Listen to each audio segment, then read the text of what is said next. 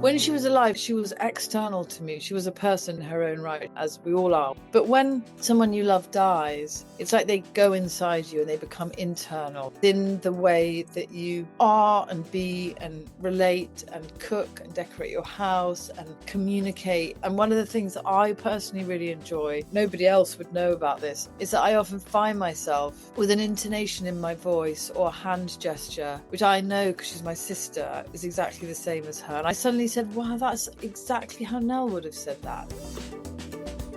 Hello, welcome to On the Marie Curie Couch, the podcast that aims to break down taboos and start open, honest conversations about death and dying. I'm Jason Davidson. I'm a social worker by profession. I've worked in palliative care, hospice care, and bereavement support services for more than a decade. Each episode, we'll be speaking to a well-known guest to find out how they feel about their own mortality and how their personal experience of bereavement has shaped the way they live their life. Today, I'm on the Marie Curie couch with Clover Stroud. Clover is a best-selling writer and journalist. Her popular Substack, On the Way Life Feels, tackles topics like motherhood, grief, sex, and death. Themes she explores within her 4 memoirs, including the Sunday Times bestsellers, My Wild and Sleepless Nights, A Mother's Story, and The Red of My Blood, a death and life story. Her first memoir, The Wild Other, was shortlisted for the Wainwright Prize. Clover currently lives in Washington, D.C. with her husband and 3 of her 5 children.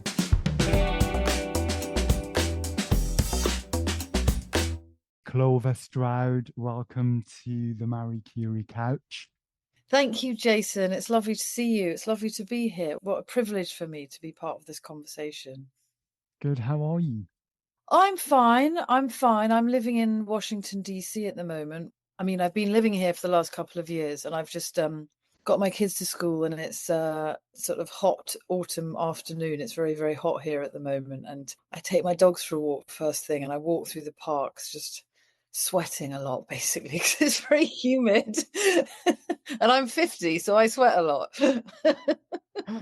Park sounds nice though, dog walk. Yeah, no, it is. And in fact, you know, for me, one of the things that I have to do as I've got older now at this point in my life is walk. I have to start the morning by going for a walk for my head to feel okay, really. And actually, we moved from the countryside in Oxfordshire to Washington, D.C. 2 years ago, which was really difficult for me. And I didn't really want to come because I loved my home in Oxfordshire. We lived in a very rural place and I was very much part of the kind of life and landscape and community there. And I found moving here hard. And that's actually the subject of my 4th book called The Giant on the Skyline. But one of the things I have liked about living in a city is that you walk much further. Living in a city, you walk in a way that quite often in the countryside you don't, because you have to drive the kids to school, drive them to activities. Whereas here, I can walk around. And once I've dropped the kids at school, I do like an hour's walk on the pavements and through the parks of Washington, D.C. And in terms of like dealing with big feelings and leaving your own country, moving to a new country certainly brings up lots of big feelings. That hour's walk is a really kind of important way to set up my day and process things, I think. And those transitions are filled with losses, aren't they? Yeah, I really hadn't understood, Jason, like until I've lived with different forms of grief since I was 16. And so when it came to moving to Washington, D.C., I didn't want to leave my home, but I also thought I've dealt with a lot of grief, a lot of loss, like traumatic loss as well. Surely moving to a city in very privileged circumstances is not going to be that hard once I get there. But I did definitely find the first few months of leaving the place of absolute familiarity and moving to a country to live there is a very different experience from going on holiday. So people think, oh, wow, how exciting to be going and living abroad. But actually the reality of living in a place and losing the familiar landscape, the familiar community, the familiar relationships was really hard. And I definitely went through a period of depression after we moved here. And that transition I think it takes longer than we think to kind of feel settled. I mean, I've been here for over 2 years now, and I feel like I'm absolutely still in the process of kind of settling into it. The irony, of course, is that we're going to be moving back next year. So just, there will be another move, and I'm sure there will be a certain sadness in the transition as well of moving back to England, even though I kind of long for England at the same time. But yeah, the transitions are complicated for sure.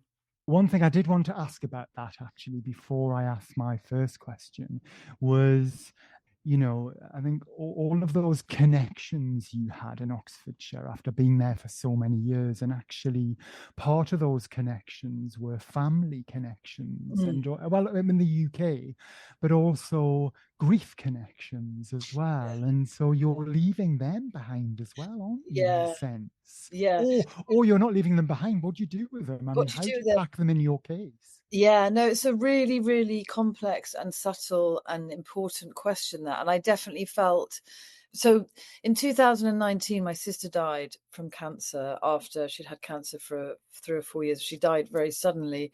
And my mum died in 2013 after a very, very long illness, which left her with very profound brain damage. So, and my aunt was also killed in an accident, my mum's sister, in 2017. So I'd lost these three really important women. And I kind of find my relationship with these women in familiar places in England, the kind of things that I love to do with them in England. So when I go to like one of the little towns, I grew up in the countryside as well. So if I go to Malmesbury, where, I used to spend time with my mum and my sister when we were kids, I can find myself in a sense memory of being around them and being with them. And that when I got to America, and that's very, that it can be painful, but it's also really reassuring. When I got to America, I had a moment of like real crisis of like, how do I re-access those memories? Like, I don't even know if my mum ever came to America in her entire life. I don't think she did. My sister was once in America, but not with me. So I have no shared memories with them in America. I have no kind of tangible, well, we went to that place, or we used to enjoy that food, or mum used to find like going into that brand of chemist, or whatever it is. We have none of those things which, in grief kind of trigger a sort of tangible connection to the person we've lost. And I also had an anxiety of like, where will my mum and my sister find me? Like, how do we find each other if there is a spiritual life? Like, they won't know where I am now. And that was really hard, and that was all the sort of complex feelings of grief and the formation of your life after the death of somebody that you love. And when you're grieving, which is, as we know, a really, really long, complex process, and one that is never it's never over, is it? It's an ongoing kind of process of alchemy as you go through different stages and different phases of your own life. And it's sort of constantly changing. And for sure, yeah, moving here I felt sad leaving that really strong connection to a landscape and a place that I really love, and my connections with those women that I love. So that part of it was hard. And it makes you, when you're in a completely new place, as America was for me, you feel very adrift. Your identity is very much kind of lost. And so you have to re-find your identity, really. And without the sort of familiarity of memory, it's another layer of processing that has to go on. Mm-hmm. Yeah, and thank you. I was just getting this image of like when you move to another country, then you take all of your stuff, you take all of your stuff with you, practical things, you pack bags and boxes and cases and whatever else. Mm. But then I was thinking about some stuff following later in the weeks afterwards in kind of, like some of those memories. And so I was just imagining some of them flying over on their own, or being in a box on a boat, or, Yes. kind of those lost pieces of luggage, Yes. where they just sort of metaphorically arrive kind of 3 weeks later, or 3 months later, Yes. or a year later. But, we're kind of still with you, but it's just taking us a while to come over.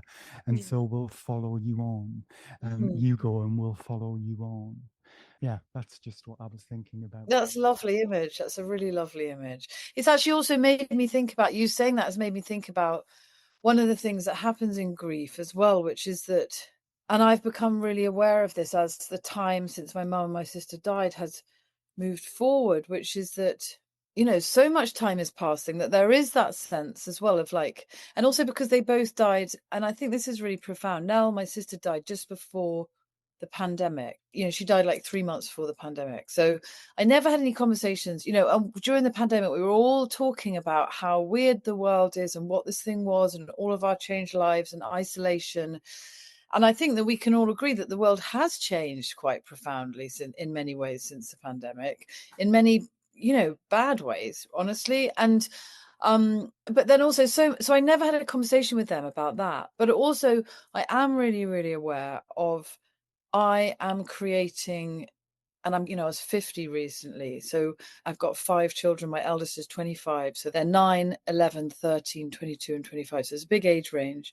I'm really, really aware of like creating the new, not new, but like the ongoing memories with them, and that the importance of that.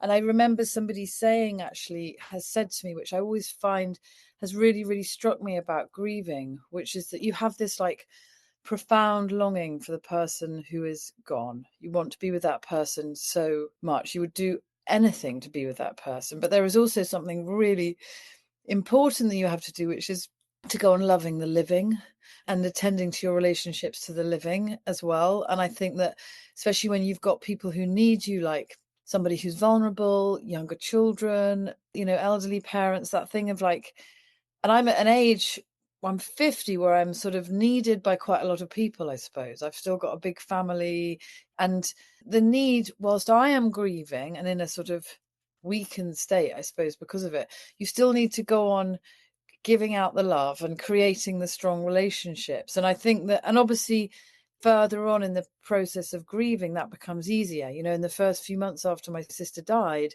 it's actually really hard being a mom. It was really hard attending to the needs of my very young children.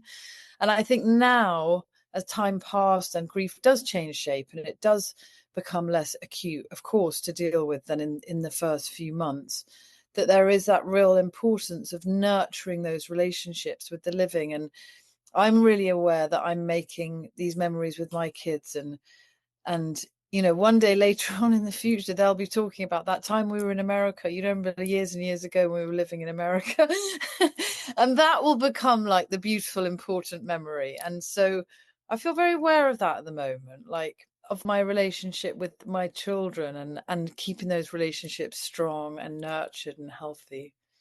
Thank you. Could we talk a bit about Nell's death? Could I ask how she died? And was it an illness that was sudden, or was it a long illness? And was there any conversations about death and dying around Nell's death Yeah. as a family? Yeah. I mean, I think this is so important. That's why this podcast is important. That's why these conversations are important, and openness about death, which is that Nell was diagnosed with cancer, with stage 4 breast cancer in her early 40s. She was about 42. And it was a huge shock. That was in 2015. And my mum had died in 2013 after a very, very, very long illness. And so suddenly for Nell to be, you know, facing stage 4 breast cancer as well was very appalling. It was you know, it was really terrible. And she had some treatment, and each time she stopped treatment, the cancer moved to a different part of her body. It didn't really work for her, you know. And cancer treatment is so amazing, and so many people. I have so many friends actually with stage 4 cancer who are living long and happy and fulfilling lives. And she did during that period of time, but each time she stopped her treatment, it did kind of, the cancer moved to a different part of her body. She got very short periods of time in between, so that she was diagnosed with secondary cancer like a year after that. And then in 2019, she died. But I mean, when she died, she'd actually been given quite a good prognosis. Her oncologist said like she had a few, you know, he hoped that she had a few more years to live. So we were all feeling really kind of jubilant and happy. And then she suddenly got an infection, and that caused her liver to fail. So she actually had liver failure, which was brought on by chemotherapy, which affects some people, but not everybody. And so her death was very sudden, and it was as though we've had a lot of accidents in our family. In 2017, my aunt was killed on a motorbike, actually, my mum's sister. And in 1991, when I was 16, my mum had a massive accident, a riding accident on a horse that left her profoundly brain damaged. So she couldn't walk or talk or know anything and for 22 years, and lived in nursing homes for 22 years until her death in 2013. So we'd had like quite a lot of quite catastrophic loss. And when Nell died, it was almost as though, because it happened so suddenly, it was almost as though she'd had an accident. That's what it felt like to me, that she was there one day. She was there on the Friday and then she was dead on Sunday. And it was that fast, you know. And before the Friday, we'd just rented a house in Wales where we were going to go and spend Christmas. All the plans for our lives were going forward. So it was very, very, very sudden.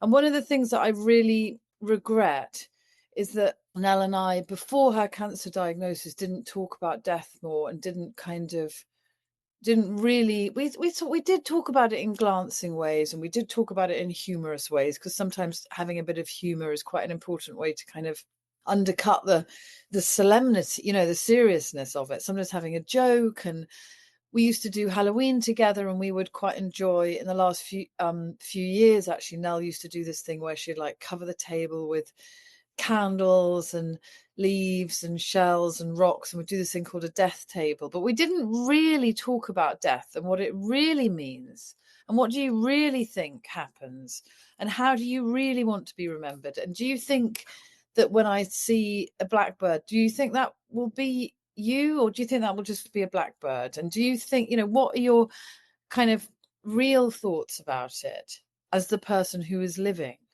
And I wish that we'd talked about that more. And I really try now to talk with my children about it. And when we're in England, we always have gone to her grave quite a bit, which was really difficult to start with, like horrifically difficult. It was almost like being in a horror film or something, like that moment of seeing the grave. But then the more that we did it, the more joyful it became. And we used to go and like have a picnic at her grave, and like the kids would play tag. And I remember my eldest daughter like reading aloud to the children and just being a family, but around the grave. And it was a really healthy thing to do.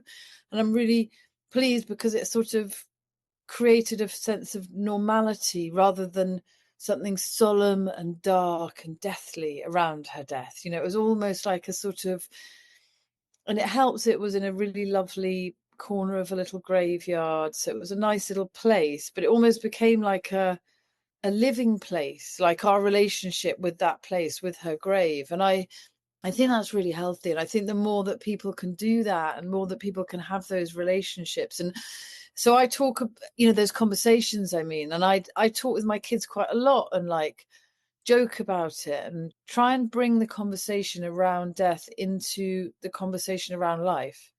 And obviously nothing removes from the shock of someone's death and the sadness and the longing to be with them. But if the conversations have been had, if there have been more conversations, because I think one of the things that's so hard is that in the first few days, weeks, months, is like, where have you gone to? Where have you gone to? You, this person who was so alive, where have you gone to? And I think if I'd had more conversations with her about where she thought she was going to, or how I could, you know, people say that they have that thing where I heard a comedian talking about it, how he and his mum said that she said to him, and I can't remember the name of the comedian, he said, whenever you see the word sausages, that'll be me. So he said that whenever he saw the word sausages in it, and you know, it's a lovely thought, that, because look, you're laughing, I'm laughing. I bet it's made, you know, it made the whole audience laugh. And I really love the fact that there was something as funny as, and also as pleasurable as sausages. My children love eating sausages. One thing you can't get in America actually is very good sausages. And I just love the fact that it was that, rather than, you know, a lot of people say, oh, it's a bird or in a rainbow, but no, it was sausages. I just thought that was really fantastic. And I wish that I'd had more of those kind of conversations with Nell, because I think it can really, you know, I do believe that there's a kind of permeability between life and death. I do believe that she's around in things, and I think that we can do more to sort of not break down the barriers between life and death. That would be behaving like God, but that we can kind of create a familiarity around it, and a sense of humor, as we just have done just now, and a sense of familiarity, and take something of it. Maybe it's in a way it's like shouldering some of the pain of it in life before death as well. Because I hate the thought of my own children, for example, being in as much pain as I was when my sister died. And anything that you could do to sort of create a feeling of, I think familiarity is the word that keeps coming up for me. Yeah, around it is healthy. What have you found since Nell's death that's brought familiarity? You know, if it's not the sausages, but what have you found? Are you able to say? Well, it's funny, we do a few little things ourselves. Like I do the death table at Halloween, Mm. which is just decorating our kitchen table with lots of candles. And me and the kids will go off to like a thrift shop or a charity shop if we were in England. And once we went to the charity shop in our local town and found loads of little ceramic animals, which were like badgers and foxes, and which were sort of autumny type of little animals. And then one of the kids found an animal bone when we were on a walk, and that sort of sense of doing something creative. Like she was a really, really creative person, so doing something creative and fun, but with a sort of honoring her. Like she would like that. I mean, I know she likes it because we used to do it together when she was still alive. And then you can do things like, cooking things that she liked, or sometimes I wear something that belonged to her. But one of the things that I found more and more helpful recently is a feeling that when she was alive, she was external to me. She was a person absolutely in her own right. She was an independent person, as we all are. We're all separate from one another as people with our own lives. And you can be very close to somebody, but, even my children, they are separate from me and they have their own lives. But when someone you love dies, who you really love and really, really know really, really well, it's like they go inside you and they become internal. So it stops being an external relationship and it becomes an internal relationship inside you.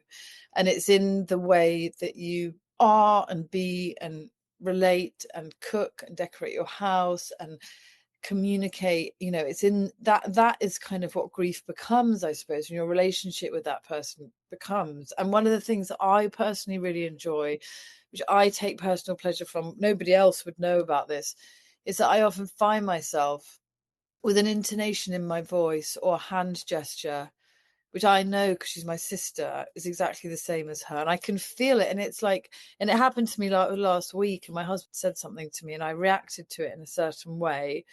And I suddenly said, wow, that's exactly how Nell would have said that. That's exactly how she would have spoken. That's exactly what she would have said. And my voice sounded like her. And that gives me like real great pleasure. And that's not a sort of, like, nobody else would probably necessarily. I mean, sometimes people go, wow, like I suddenly really saw Nell, Nell and you and Nell. But I can feel it, and it's like an embodiment of the person inside you. And that's a reassuring feeling, because then it's almost like they don't leave you, they actually become a layer of you, become a part of you. And that's helpful in the pain of missing and longing. Because if I think too much, sometimes when I have a sudden moment of thinking Nell's dead, it's just so horrendous that the ongoing nature of the fact that she isn't here, my sister isn't here. I'm only 50, and she's still dead, as it were, and she is going to go on being still dead for the rest of my life, however long it is. That is She a hasn't gone. She yeah, hasn't gone. You know, yeah, I think that kind of embodying, I love that. I'm so glad you've talked about it. You know, just how we embody parts of people who've died, you know, yeah, elements of, and you know, I think that thing about hand gestures, or I mean, I've got the same feet as my mother, and sometimes when I look at yeah, my feet I can see my mother, or my little finger. yeah, And you know, my dad would always say to me whenever we were kind of walking around, because I'd just constantly be looking at my feet, he'd be like, look up, especially in a city, there's another city at the top of the buildings if you look up and you stop looking down. And so yeah, I know that wherever I am now, and when I'm looking up, that's that kind of almost embodiment of, it's not just his advice, it's something else, you know. Mm, And I love that. I love mm, that. And I think it's an important one because essentially it's that continuing bonds as well that mm, you're describing. And that also, like when you were saying, like when you talked at the beginning of the conversation about your experience of moving and transitioning to another country, then where do we find the person who's died? How do they find us? It can become complex and complicated, and that can be many years later. So, you know, what you're describing is how it never leaves us, but also what you're just describing now is how the person who's died can stay with us and mm, can stay with us in really positive ways as well. So, you know, we're living with the fact that they've died, but we're living also with the fact that they can still be with us in a different shape or a different form forever. yeah, yeah, definitely. And there is reassurance in that, isn't there? There really is reassurance in that. Yeah, and I suppose, you asked about if there was a conversation about death before she died. I wish we'd had more of that kind of conversation, that conversation, because I think we feel scared of talking about death, don't we? So we feel afraid of like talking about the idea of the death of somebody you love. But actually, when it's within those kind of that context, then it becomes less, sad and terrifying. But it's a hard conversation to have as well. And I understand why people, sort of keep away from it. It's a really hard conversation to have. I think sometimes we would say in our work, I mean, we would, you know, people are the hardest bit often is how do you start a conversation? And so, you know, people choose to do it in different ways. It doesn't necessarily need to be, let's all get around the kitchen table. We've got to have Yeah. this conversation now. And it's going to take 3 hours and it's going to be really difficult and painful. Yeah. You're not allowed to leave. You know, it doesn't have to be like that. I think you might watch a film together and or Yeah. something on TV where there's been a death, and that might be a way into that conversation, and or it could be something quite practical. So, you know, I know this is difficult to think about now, but actually we could just spend 10 minutes talking about it. Have you thought about your funeral? Have you had any thoughts about what you might want? Or if someone's living with a terminal illness, have you had any thoughts about your care for the Mm. future, and you know what kind of care you might want or where you might want your care? And or writing a will is Yeah. one great way of doing it as well. You know, it's kind of, have you got a will? And if you haven't, have you thought about writing one? You know, that can be a great way into some of those conversations as well, by having something practical and tangible to hold on to. Definitely. Yeah, a kind of, as you say, it doesn't need to be like a heavy, solemn thing, or doing something like cooking a meal together that person enjoyed, and then that becoming a way to segue into it. Yeah.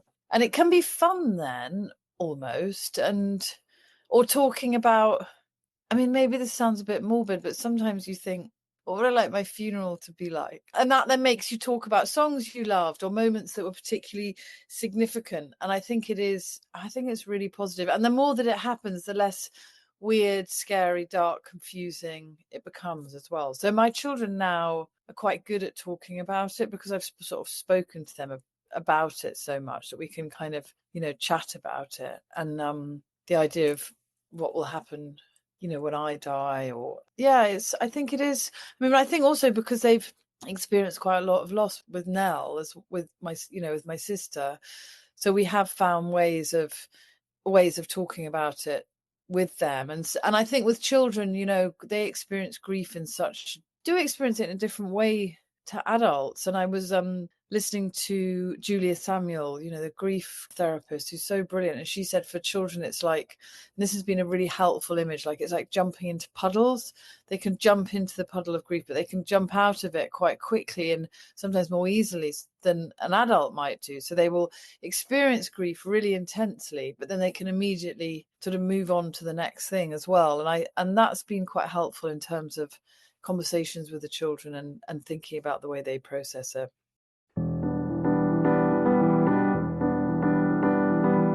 Marie Curie's mission is to close the gap in end-of-life care.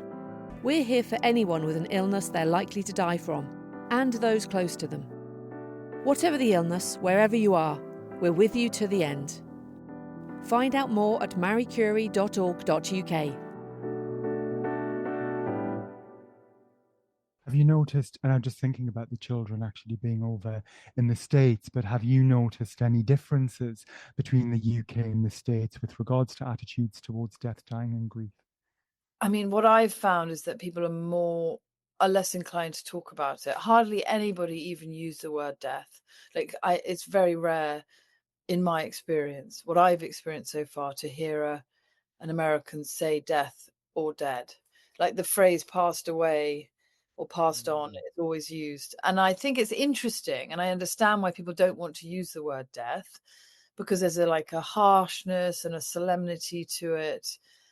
But I personally think that it's quite useful. When I hear the phrase passed away, I always, I don't know, I just always feel a tiny bit uncomfortable with it. I find it a bit as though it's sort of avoiding the issue of death itself. And for me, and I know, and that's just, I'm saying personally, like, I am not judging or criticizing anybody who doesn't want to use that phrase, and they may feel uncomfortable using the word death, but I feel more uncomfortable using the phrase passed away because I feel like slightly confused by it, whereas there's this finality to death which I also find helpful.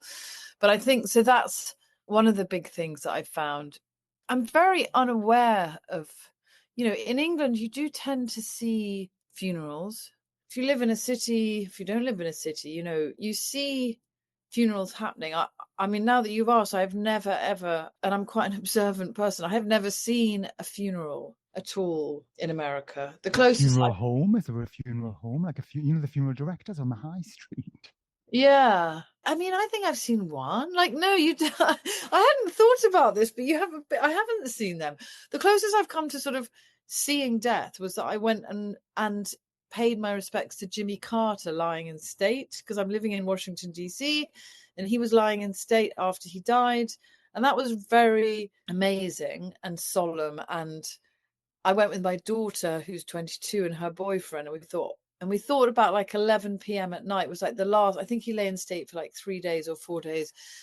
On the last night, we thought, oh, come on, let's go and do it. It's such a sort of historic moment. And it was it was also an extremely cold moment. And we were literally the last people in the queue, which had gone on for several days. And it was -8 degrees. And we stood from midnight until 4 in the morning in the queue outside the Capitol building, waiting to go in. And I've never been so cold for such a long period of time. And at times I thought, why am I doing this? But I'm pleased that we did, because it was very, very moving, actually, going into the Capitol, which is that huge building, and then seeing his coffin, which was draped with the American flag. And I think it's important. I enjoyed, if that's the correct moment, I appreciated that proximity to something incredibly solemn. So I was feeling this moment in American history where somebody who was very much loved and important to a lot of people had died. And I felt grateful to be able, and I'd obviously, I didn't know about Jimmy Carter. I didn't know specifically what he had done. I know a little bit more about him now, but it felt, I mean, it's really, what the question you've asked me is really interesting, because it made being able to go and pay my respects, quite literally, helped me to feel closer to, in some way, to a sort of part of the history of this country. And his death was a much more solemn and important moment than the inauguration of somebody else, which happened shortly afterwards. And it's just made me think, as we're talking about it, of one of the things of living here, which I find really difficult, is the fact that I've missed out on 2 or 3 funerals in England of people who I really love and who I was close to. And it's impossible to come back. You do miss, when you live abroad, as far away as America, you miss funerals. People die, and you can't always come over at the drop of a hat and just be there for that. And it has made me realize how important a funeral is in terms of remembering somebody, ritualizing their death, being around their family, that question of like loving the living. I feel guilty that I wasn't at the funeral of, there was a close friend of mine who died. I couldn't get to his funeral. He was the same age as me. And I feel bad about that. And I will probably always feel bad about that. But there's an importance to being together in grief, I suppose, and in death. And a funeral is a really important occasion in whatever form it takes. And obviously there are many different forms of funerals, but I feel like I've missed out on an important part of grieving that person, remembering that person, and having an ongoing memory of that person with their family, because I wasn't at the funeral. I really do regret that. So I suppose in saying that, what I'm saying is that if somebody you love has died and there's an opportunity to go to their funeral, I would always urge people to do it. I think it's a really, really important thing to do in your relationship with that person that you loved so much. Yeah, for so many reasons, but I think also simply being part of the ritual of the funeral and or other rituals just makes it real. Yeah, that's true. That's true. It like makes it actually something tangible rather than something that's happened somewhere else. Yeah, I agree. So, the kind of questions around whether or not a child should go to a funeral and is it appropriate, then I think they're really important conversations to have. And not Yes. every situation might be appropriate, but if a child, especially if they're at the age where they're developing an understanding of death and life, or maybe we're always developing then it could be, very helpful and useful because it does make it real and you get to see, okay, so that's what happens. And then they're in a box. Okay.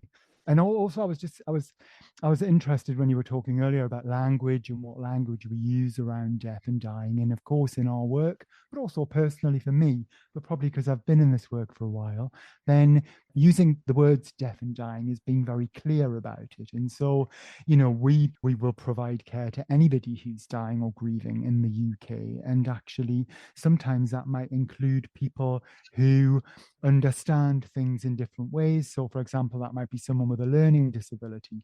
And actually using words like past can just be quite abstract and meaningless. And, Yeah. they're not recognizable maybe as well. And so by just saying, well, dead or died or dying, they're far more familiar. But I think, as you're describing in the States, maybe past is familiar. You've touched on this, Clover, already, and I just wanted to ask. So we ask all our guests on the podcast if they ever think about their own death. Yeah, I do. I think that if you've been to funerals, and particularly if you've organized funerals, I've organized 2 funerals now. So it's impossible not to think about what your own one would be like and your own death would be like, and where your own death, how it might happen. So my 3rd book is called The Red of My Blood, and it was about the year following Nell's death and what that first year of grief really feels like. And I wrote it because I wanted to, because in the aftermath of her death, I wanted to read something myself, which kind of really described what grief felt like. And grief is such a physical, emotional, such a huge process. I couldn't find something sort of like in a very straightforward, tangible way, describe that process of the first year after somebody dies. And so that's what the book is about. And obviously, when I was writing about that, I obviously thought about my own death as well. And there's nothing like your sibling dying as well, I think, to make you think about, why did she die? Why did I get to go on living? We're only 2 years apart. And I'm really aware of it in my relationship with my children. I found it very poignant and hard when I realized that, I've thought about this a lot. Her children were 10 when she died. She had twins. And I've thought about a lot what she must have gone through knowing she was going to die and thinking about her children and them being so young. And I've been like hugging my 11-year-old son, thinking she didn't get to do this with her child at 11. And that feels very unjust. And I find that a really hard fact to take on her behalf and her children's behalves as well. And so it does make, it does give you a kind of appreciation of this moment now, and what we have right now. And yeah, I do think about my own death, and I'm not I'm not scared about death. I don't think. I'm not also facing my own death in the same way that Nell did. So, I'm in a very privileged position. My health is good as far as I know, touch wood at the moment. But I feel as though I can sit here in a healthy place at 50 and say I'm not scared of death. Maybe that situation would change in different circumstances. But I feel very privileged to have had a lot of life in my life. I feel like I've been I have had a lot of death, experienced a lot of death and grief, but I've also lived a lot. And I think the proximity to death, my mum had this really, really, really horrific accident when I was 16, which was as though she had died. She was left with profound brain damage. She couldn't walk or talk or care for herself. And it was like caring for someone at the end stages of really, really acute Alzheimer's or dementia. But she was 52 and she stayed in that state for 22 years. So I've thought about loss a lot, and I feel as though that's made me live in quite a kind of full way. I feel like I've gone after life because of that experience of being close to a version of death, and also what happened to mum was a bit like an ongoing grief. So I feel lucky. And when people, when my friends go, oh God, I remember when all my friends were 40 and people going, oh my God, I'm 40, and things like, I actually feel quite annoyed when people go, I'm so old, I've just been 50, I don't want to be 50. And it's like, well, if you don't want to be 50, then what's the alternative? That you're not alive, You're so lucky. It's so lucky to have experienced another year. And I feel so lucky. And Nell didn't. She was 46. I feel very lucky and appreciative of my life. And when you see elderly people, very elderly people, I had some friends who died who were in their 80s. They were a couple. They died within a few days of each other, actually. It was quite amazing because they were devoted to each other and they both died at exactly the same time. And I always thought, what an amazing life that is, to have got into your 80s and to die at the same time as the person you love. And they had lots of trouble in their lives. They didn't have easy lives. They had lots of health issues. But how amazing. And I used to talk to them about death, actually. And I used to talk to them about being very old as well. And those were interesting conversations. And she used to say to me, or when I wake up, and in the last few years of their life, they were just living in a little cottage. And she said, I just like being in this room and then looking at that red rug on the floor and thinking it's a lovely, beautiful red rug and I really appreciate that red rug and the pattern because I don't know if I'll be here tomorrow. And I always think, wow, that's so cool to have been there in your 80s and to be thinking that, your life is a bit confined to a small space, but the appreciation of the now is really, really wonderful. Yeah, that's really lovely. I was just going to ask if legacy was something that was important to you, like how you'd like to be remembered. I'm not really into the idea of legacy so much because people quite often associate it with wanting to have influence beyond their death and for there to be this amazing legacy which will go forward with them. And I think that in my experience, the only way that I'd like to be remembered is just to be somebody who was truthful and fair and loving. And that the only thing that matters, I think, that you can pass on is with your children or friends or people you work with, anybody, and even strangers in the street, an ability to express human care, kindness, and love, depending on the nature of your, relationship. You might not express love to somebody in the street or to one of your work colleagues, but to express care and human connection, that seems to me to be the most important thing we can do. And when you sort of think legacy is quite a grand word, and you sort of think of art centers or I don't know, museums or funds that go on after somebody's died. And actually, I mean, all that is great, it's wonderful, but I think it's more important that sense of being, if you think about the people that you really care about, that you love. That conversation with that friend of mine who was talking about that red rug, she didn't leave something massive, but she left a very, very strong sense of being a warm, loving human being. And those are the relationships and those are the ways that I love to remember people. And that, I suppose, is what you then try and emulate and take on with you in your own relationships with other people. So that then hopefully becomes like a snowball effect of good human connections. And in a way, I mean, that's what the world is so much in need of at the moment, isn't it, as well? I think we're quite disconnected from one another because of technology. There's multiple different reasons for that. But like, one thing that I'm really into at the moment, I've written about, I write on Substack, and in my new book that I'm writing is about like connecting on a human level, putting your phone down, making eye contact, really being present with the people, loving the living. I suppose it's where we started from, that thing of loving the living and being present for the people who are living is, I guess if there's any kind of legacy, that's what I would want. I love the loving and I love the kindness. And another one I often think about as well, and which is important to me, is around respect as well. But yeah, thank you for describing the ultimate legacy, I think. I just wondered whether there was anything, Clover, that you wanted to bring to the podcast today or mention or talk about that I've not asked you.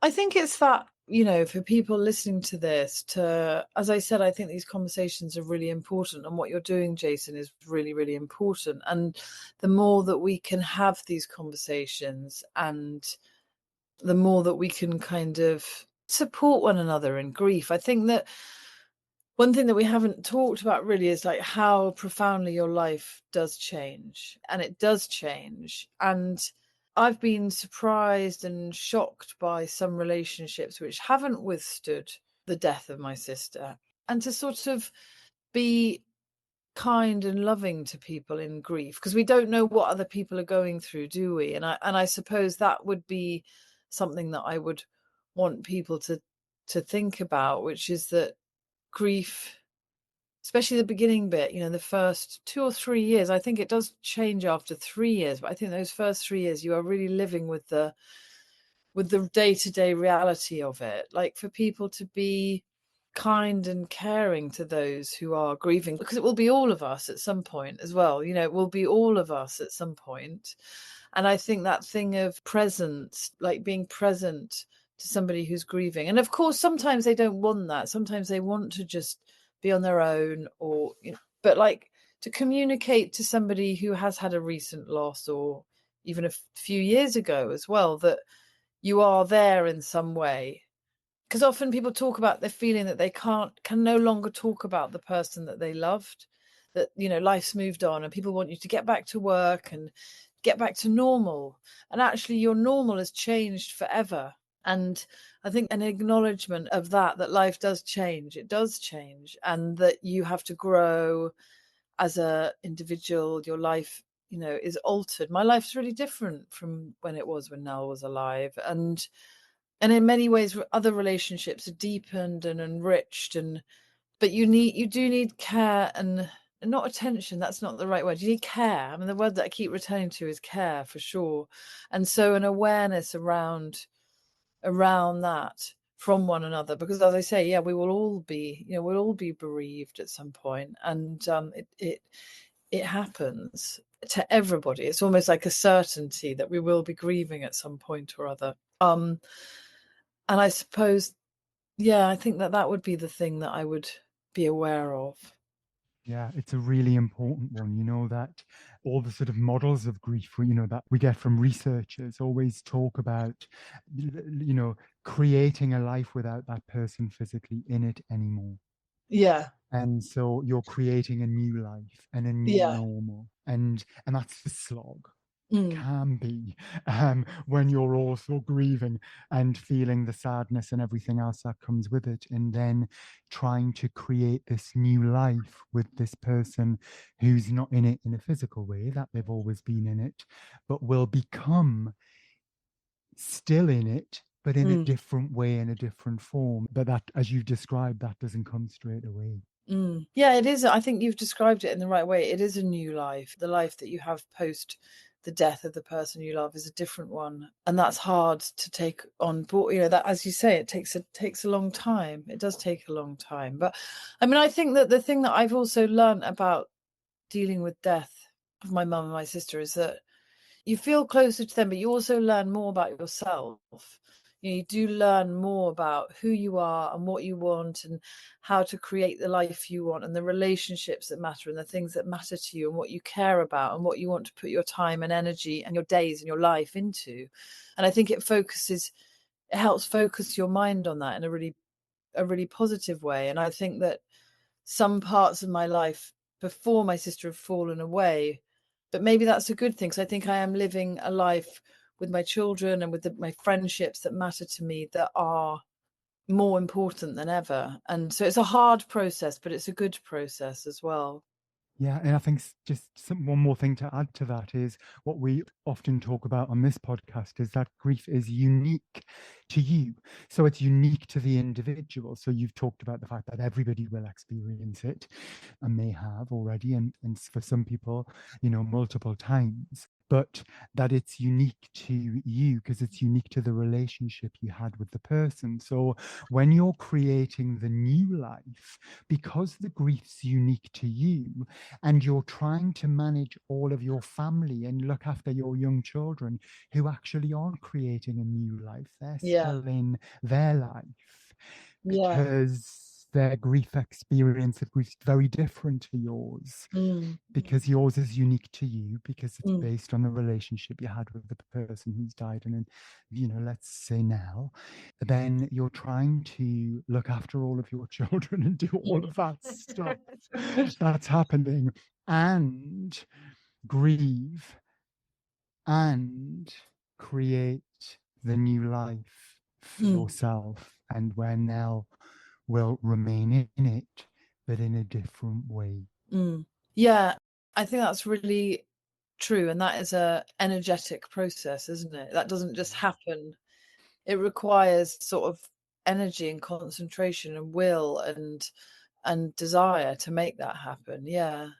So I feel a lot of, love and compassion for people who are going through it as well. And when people tell me, and often with my book, my books are very open and raw, and people say the writing has helped them to understand their feelings, or they contact me and say them, experiencing the loss of a family member. I feel a lot of kind of love and tenderness for people in that state, because it's almost like a newborn state in a way, isn't it? It's like a birthing state, and you're vulnerable because of it. So yeah, the new life it's hard, but it's good. It is good too. And I think that's something that I've learned and I'm learning, but it's a long process, the creation of the new place that you're in. Just to end, can I ask Clover how it's been being on the Marie Curie couch today and having these conversations? It's been really lovely. It's been really, really nice talking to you, Jason. And I think it's a real privilege. I'm really grateful that you invited me on. And I hope that this kind of conversation, to anybody listening to this, it might encourage and inspire and make them feel people feel more able to have other conversations. We're just two people sitting here having a chat, really, and it might encourage other people to listen to that and think, oh, I'm going to open up a conversation with somebody that I love, or it might make somebody who's listening to it feel seen. Because I think the other thing about grief is that you feel so alone. You feel so alone in it. And even when you have like a supportive family or loving friends or good relationship or sympathetic colleagues, you still do feel alone. And knowing that you're not alone, you are part of a big group, a massive group who've gone through it as well, and you're now part of that as well. I hope that somebody might find that helpful and consoling anyway. But thank you for the opportunity for having this conversation. It's been really lovely. That's good. Clover Stroud, thank you for joining me on the Marie Curie couch. Thank you for sharing some of Nell's story and your mums and your aunts as well. I've loved the chat, and it's been lovely to meet you. It's been lovely. Thank you very, very much, Jason. So that's all for this episode of On the Marie Curie Couch. We hope it's got you thinking about matters of life and death, and perhaps starting those conversations with your own friends and family. Marie Curie's here to help. From planning ahead to coping with bereavement, you can talk through any concerns you have around the end of life with our support line team, which also includes specially trained nurses. Call us on 0800 090 2309 or search Marie Curie online. The podcast is produced and edited by Marie Curie with support from Ultimate Content. The music featured is Time Lapse by Panoceanic. If you've enjoyed this podcast, please do like and subscribe. Thanks for listening. Until next time, goodbye.